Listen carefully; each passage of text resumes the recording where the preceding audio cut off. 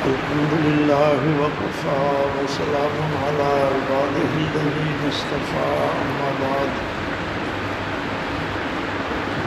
عن أبي سعيد الخدري رضي الله تعالى عنه عن النبي صلى الله عليه وسلم قال: إياكم والجلوس بالطرقات. فقالوا يا رسول الله ما لنا من مجالسنا بد نتحدث فيها. قال: فإذا أبيتم إلا المجلس فآتوا الطريق حقه. قالوا: وما حق الطريق يا رسول الله؟ قال: غض البصر وكف الأذى ورد السلام والأمر بالمعروف والنهي عن المنكر. متفق علیہ۔ ابو سعید خدری رضی اللہ تعالی عنہ راوی ہیں۔ نبی پاک صلی اللہ علیہ وسلم نے ارشاد فرمایا لوگوں سے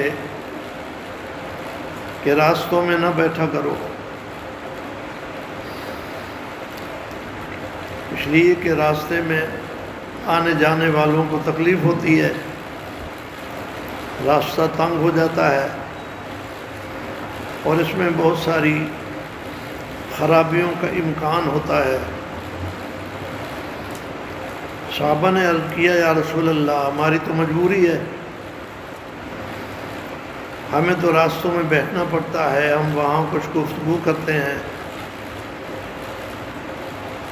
آپ نے فرمایا: اچھا، اگر تم ضرور بیٹھنا ہی چاہتے ہو تو پھر بیٹھو، لیکن راستے کا حق ادا کرتے رہا کرو۔ صحابہ نے عرض کیا: یا رسول اللہ، راستے کا کیا حق ہے؟ تو آپ نے چند چیزیں ارشاد فرمائی۔ پہلے نمبر پر فرمایا کہ آنکھوں کو بند رکھو، یعنی غیر محرم عورتوں کو مت دیکھو۔ راستے سے ہر قسم کے لوگ گزرتے ہیں، غیر محرم عورتیں بھی گزرتی ہیں۔ دوسرے نمبر پر فرمایا کہ لوگوں کو تکلیف پہنچانے سے اپنے آپ کو روک رکھو، آنے جانے والے کو تکلیف نہ ہو۔ تکلیف کی مختلف صورتیں ہو سکتی ہیں کہ راستے پر بیٹھ جائیں اتنا کہ آنے جانے والوں کو گزرنے کا راستہ نہ ملے۔ کوئی گاڑی پر گزر رہا ہے تو اس کی گاڑی نہ گزر سکے، یہ اپنی گپوں میں لگا ہوا ہے راستے میں، اس سے لوگوں کو تکلیف ہوگی۔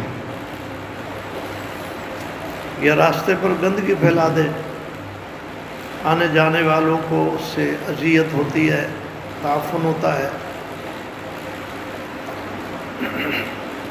یا ایسا کوئی کام کر رہا ہے کہ جس سے آنے جانے والے کو اذیت ہوتی ہے، شور مچا رہا ہے، کوئی نازیبہ حرکت کر رہا ہے، تو لوگوں کو ہر ایسی چیز سے بچانا ہے جس سے ان کو ایذا ہوتی ہو۔